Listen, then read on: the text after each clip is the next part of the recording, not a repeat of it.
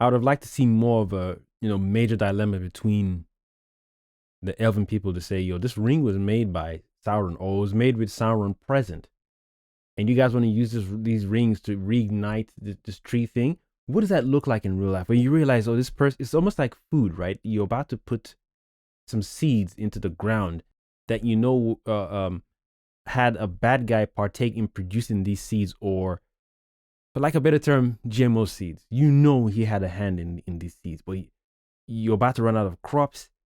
Will you plant the seeds? Will you plant the seeds, especially when the seeds were partly worked on by Sauron? Will you plant those seeds to save yourself, your people, or will you just say, you know what, this land ain't serving us no more, off we go? Like, is there anything really wrong in going, like, is it like a willful death thing, like a willful suicide thing, but they're going to a better place? They didn't give me that dilemma wasn't heavy enough for me. I was like, okay, well, you guys have somewhere else to go, right? You can no longer stay here because the tree is dying. Then Sauron gives him the rings, or makes the rings. This dude jumps off the edge, only for him to jump off and swim away to another land or to another part of their elven community. Gave the rings to the other dude, who was supposed to throw it into the water. And I was like, is there a special water he needed to throw the rings into that he himself, who jumped off the ledge, couldn't throw the rings into the water? Don't ask questions. He was close to the edge and he jumped off, but he could have easily thrown the rings into the water. Unless elves have really sharp eyes, and that period of time you would have thrown the rings in the water, the tides weren't high, so there was no waves crashing and whatnot. It was just still waters. And the elves with the super eyes, they're like, oh, it's just down south, whatever, swim there and just pick it up. There was no, the tension wasn't high, just him at the edge of the cliff, and then his king talking to him, hand over the rings, Elrond. And even that, I'm like, I'm not feeling this tension, because if this tree doesn't survive, do you guys die? Like, do you just drop dead? Or it's like, yo, we can't stay here, off we go. Do you have somewhere else to go, is what I'm saying. Like, is there another elven community that will welcome them? Or is there a limit on your elven community? Like, we can only have 1,000 elves per land, and we already have 800, and you guys are like 500 coming. So by the time you bring your 500 out 800, we've already maxed out our quota. So again, that feeling like, yo, we need this tree to survive, otherwise we're going to start perishing, or we'll lose our immortality or something, or we need to stay alive to help the people in this environment, the other creatures in this world. Nothing. And maybe the show did, maybe the first season did, but I didn't feel it. I didn't feel anything. All I just heard is, oh, the light bulb tree is going out. Okay, and will you die when it goes out? Will you drop dead on the spot? Will you guys catch fire? Will you turn into demons and ghouls? Nothing. So then piss off. Go somewhere else, because they were sending Gladriel on the ship thing. So I was like, well, if you guys can jump on that boat thing that goes straight into the sky, can you guys all do the same thing? I like this one. I don't see the need or the stress or the worry for the tree dying. It didn't feel heavy enough. It didn't feel tense. It didn't feel like it was a life or death situation. I wanted to see this whole lust for, well, we can save the tree, like panic, like, oh, anything, whatever comes in our way, let's take it. It's like, well, these rings were tampered with by Sauron. Well, was he the main ring maker? No. Well, if it's just 5%, give me the rings. 5% of 95% of our elven guy, and then 5% of Sauron. I'll take those chances and light my tree up again, and we can party, get drunk and things. But no, he jumped up the edge, swam away, and then I can't remember how the scene transitioned or whatever happened. He's in another place. I guess he's getting dry, and then he talks to the guy who's another ring maker or something. I don't know. He's another artiste or creative person. These rings need to be thrown away. Oh, poetry conversation always. You can't just throw the rings away. You need to. It's just shut up. I ain't scared of you motherfuckers. Be hasty with your words, man, and speak plainly. Otherwise, it's just this poetic nonsense. And even the original movie didn't do that. Everyone spoke plainly and clear. Yes, the English was different, but you knew what people were saying. You felt what people were saying. Whereas this guy's like, I'm watching these guys just perform poetry on stage. I'm not feeling nothing. And that thing got on my nerves. You jumped off the edge with the rings in hand, and you didn't find a place to go and bury them where no one would follow you. I don't know how far away he was from the original glowing tree place. Jumps off the edge. Unless the rings were so heavy, they would have floated. So then if that's the case, what was his grand plan? Jump off the edge with the rings in your hand, swim to your next destination, talk to the other elder elf there, and tell him what's happened.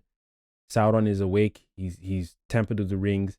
Then he gives it to the elder. Then the elder got tempted by the rings.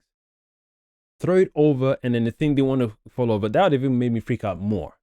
I came here with the intention, especially after hearing my youngling elf say these are dangerous, throw him overboard. So upon throwing them overboard, the boat nudges and is falling back onto my boat. I would have panicked.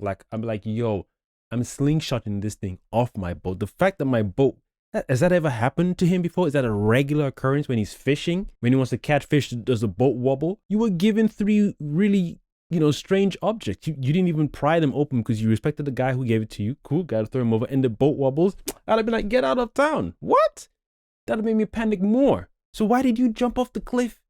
Only to swim so long to get here. And then tell the guy to put it in the water. You could have left it in the water. Upon swimming here to tell the guy. Don't ask questions. My thing is, you jump off the edge into the water. Why didn't you put it there? Does not compute. So this show is really getting on my nerves, man. I can't even enjoy the show. Just strange things happening that wouldn't let me enjoy the show. Like, this is awesome. I like the fight scene. I get why he's doing that. If I was in his shoes, I'm not even connected to the characters. I'm just watching people just do stuff on screen. And I'm like, please just show me Sauron and get it over with this wizard acting like a baby. It's annoying. There you go. I think I'm done. A few moments later. I'm going to watch episode 4. And after that, I'll just chill, wait for the last episode to drop, and then watch that one. So that way I can see if it's good enough to hold off to season 3. There's a video I watched with a lady describing that they have to make 5 seasons. It's the contract that they made with Amazon. Problem was, he got sloppy. And even that, I was like, well, is that even possible? Not possible. Is that wise? Can you? That's not wise, surely. Maybe on paper, fantasy-wise, it sounds like a dope idea to just sign up for a 5-season deal of a show when you haven't even done season 1 to see if it's going to be received well. This is literally, that's the contract they signed. That's what I saw in the video. I don't know. I wasn't there. I'm not in that industry. But if that's the truth, that's bullshit. It's not like they did season 1 and then they saw the reviews and everyone's like, oh, this is an awesome show. We need the 2nd season. Then they signed the contract and said, all right, cool. You got the green light for 4 more seasons or 3 more seasons after green light in season 2. So they just greenlit all 5 seasons before the first one came out. I don't know if they already casted actors and actresses. They've already done, I don't know, principal photography. Wow. And all this for attention and viewership and subscription. Does not compute. Does not compute. Maybe one day when I own my own streaming service, I might come across this challenge where I just want to have a new show on my platform. No, I wouldn't allow that. I can't be bitching about this and then repeat the same mistake when it's my turn. So no. It's just that people don't care enough. And there are circumstances where some people really feel their idea is dope, but when they release it to the public, or maybe when they get it out of their head onto paper and dialogue and everything else and get other people they're working with together to, package this whole thing, maybe that's where it loses its flavor. Or maybe even then it gets extra spicy to the creator or creators, and they're like, oh, it's going to be a banger. And when they release it, the audience is like, nah. Damn, son. In your head, or in your heads, yes, but to us, no. And it's the same thing with the Wheel of Time. Season 1 was pretty cool. When they did a review for season 2, people were like, not as good as 1. You're supposed to either meet the same excellence as season 1 or peak it. I don't think it's cool to pressure a next season for a previous season or first season of a show that's really good to be better than the first season. I think if you can manage to be as good as the first season, that's great. Stranger Things did it. My brother, till this day, as much as he doesn't mind the other seasons after season 1, he says and feels season 1 of the Stranger Things is the best. The 2nd, 3rd, and 4th are just I guess. But he will never say 2 was better than 1, yada yada yada. But he feels 1 is just a one and done. In fact, he prefers that they would have done it like that. I'm different. I've enjoyed all the seasons. Season 2, they know when they showed the other characters who had powers too. Everyone agreed that first half of the 2nd season kind of fell off a bit. Then it picked up again right towards the end. So first season for me, third season. Yeah, it's third season is one where they were singing Never Ending Story, right? I think so. Is this season? Yeah, it's the third season. So I would say season 1, season 3, season 2. Season 4 was cool, but I really enjoyed season 3. Really, really, really enjoyed. If that's the one with the Never Ending Story song. Then season 5 coming out, I hope it's just like a bookend, like, yo, this is an awesome ride. We're about to finish it nicely, go out with a bang, boom. And if they want to tell other stories in that world with new characters, I'm open to it. If they do it intelligent, if they do it well, if they learn from their mistakes of the previous, seasons, different parts of the seasons that didn't really work well, I'm here for it. And I guess time will only tell if or when they announce they're working on multiversal versions of that world, Hawkins and whatnot, with other characters, other creatures, because I don't think you can carry on the story with Hawking's characters. Other Hawkins characters are not the same ones we fell in love with. So I think it is time to put Ellie and the gang to rest after season 5. And that's not coming out this year, is it? That's like next year. I wish it was coming out this year. I really wish it was coming out this year. So you can pull off shows where, first seasons are cool and second season and all seasons after the first seasons are still as good as the first one or good enough. So that way your audience looks forward to your next season, the next level of storytelling. Same thing with the Evil show that I watched. Season 1 was really, off the bat, was good. Second part of season 2 was a little sluggish, but I was still intrigued because I wanted to see what the characters were going through, what new experiences they would have. Whereas this Rings of Power show, even if I didn't know the backstory where they just greenlit the whole 5 seasons without releasing the first one, I don't care. What I'm watching right now is just chunks of frustration. I'm practically watching long, drawn-out teasers for a main story that has been saved for the 5th and final season. That is not a show. You can tell epic stories in every episode, in every season. There's no cosmic law saying you can't. You can. You're just choosing not to.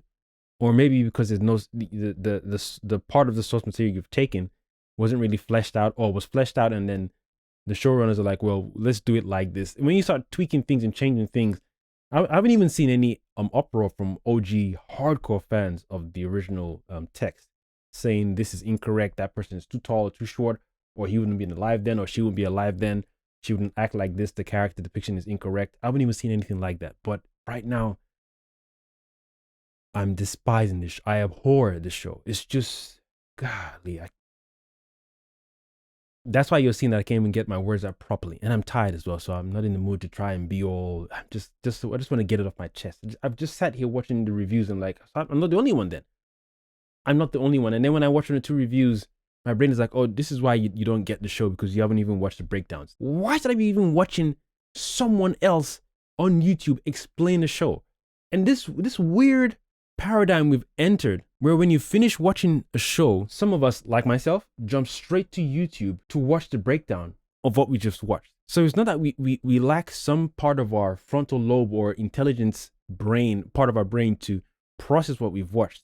It's clear that it's something off with how the show has narrated the story or given exposition or informed us as viewers. If I have to watch someone else describe your show, and they're doing the same job you're doing, which is telling the story, why is this person telling a better story than you? I don't understand. Is that what? Nah. You can read a particular text that's really heavy and loaded, and you need some assistance on breaking down certain metaphors or certain tropes or things you're not familiar with. There's nothing wrong with going to this site or this person or whoever who have really delved into the world you just started with, so they can help you with getting an essence of the story, especially when you want to get the essence of the story. You're like, this thing's so good, I need some more juice until they release the next book. This thing I didn't understand here. So you find experts or people who are more passionate than you, and you want to get to that level of passion because it's inside you. But if I have to go to a particular YouTube channel or multiple YouTube channels to end and explain for episode 2 or episode 1 of season 2 of Rings of Power, that doesn't make sense, because some of them would give their opinions and maybe others would give the exact a story coming from the text. And maybe those ones I'll pay attention to, because those guys are like, nah, I'm a purist. I'm here for the text, because what they're doing on the show right now is deviating from the text. So those guys will be like, okay, cool. I can understand that one, because they're like, okay, cool. For those who are watching the show and love the text, or those who are watching the show and haven't read the text and a little confused, these would be the better videos for you to watch to understand, so you can see what the show is attempting to do, and then you can make up your mind and say, well, do I really want to carry on watching the show that's not really following the text, because I'm already confused? So where you're like delegating, maybe it's me, maybe my brain isn't strong enough to receive this very powerful storytelling, or maybe it's the whack narrative of whack storytelling, because I shouldn't be watching these guys describe every episode like I'm a 2-year-old or something. It's just weird to me. Now, if I'm watching a really in-depth movie, for example, Tenet, Interstellar, or maybe even Inception. There's some movies I've seen are like, at the end, I either need to rewatch this again, and if I don't get it, I'm going to seek some help on YouTube. There's nothing wrong with that, because those are wonderful movies.